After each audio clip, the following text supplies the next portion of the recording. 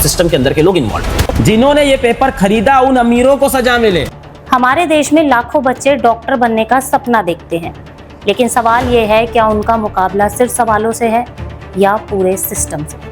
सोचिए उस पिता के बारे में जो सुबह 5 बजे ऑटो लेकर निकलता है, दिन भर धूप धूल और ट्रैफिक झेलता है ताकि रात को अपनी बेटी की कोचिंग फीस भर सके। सोचिए जरा उस माँ के बारे में जो दूसरों के घरों में बर्तन मांजती है, खाना बनाती है ताकि उसका बेटा किताब खरीद सके, टेस्ट सीरीज दे सके।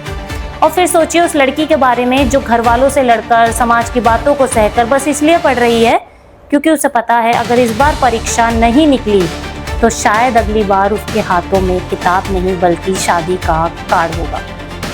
लेकिन सबसे बड़ा सवाल यही है कि जब ये बच्चे अपनी पूरी जिंदगी दांव पर लगा रहे हैं तो क्या सिस्टम अपना काम ईमानदारी से कर रहा है?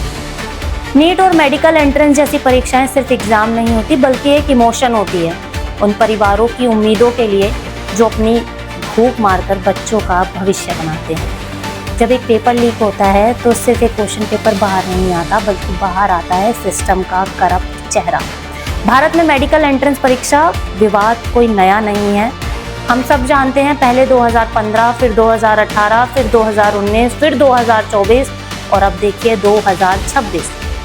रिपोर्ट्स के मुताबिक कथित गैस पेपर, कोचिंग लिंक्स और मल्टी स्टेट नेटवर्क्स की जांच तो चल रही है, लेकिन सबसे चिंताजनक बात यह है कि जिन एजेंसियों को पहले जागना चाहिए था वो तब हरकत में आई जब बच्चों ने आवाज उठाई।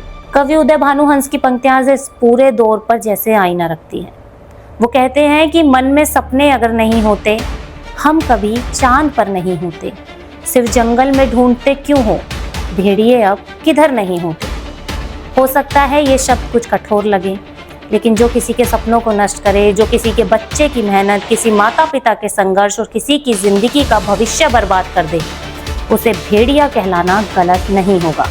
क्योंकि भेड़िए सिर्फ जंगलों में नहीं होते बल्कि समाज में हमारे बीच भी होते हैं, कभी भ्रष्टाचार के रूप में, कभी लालच के रूप में, कभी उस सिस्टम में जो समय रहते जागता नहीं है। हम दुनिया की सबसे बड़ी युवा आबादी होने की बात तो करते हैं, विश्व गुरु बनने तक की बात करते हैं, लेकिन अगर अपने ही देश के बच्चों का भविष्य नहीं बचा पा रहे, एक परीक्षा को निष्पक्ष नहीं करवा पा रहे, तो फिर ये दावे खोखले लगने लगते हैं। पेपर रद्द होने से सिस्टम अगली तारीख तो दे देता है, लेकिन उन बच्चों को उनकी टूटी हुई मानसिकता, उनका खोया हुआ समय, उनका बिखरा हुआ भरोसा आखिर कौन लौटाएगा? देश को सिर्फ एग्जाम नहीं चाहिए, देश को जवाब चाहिए, जवाबदेही चाहिए। क्योंकि जब परीक्षा व्यवस्था भ्रष्ट होती है तो सिर्फ पेपर लीक नहीं होता बल्कि देश का भविष्य भी लीक होता है।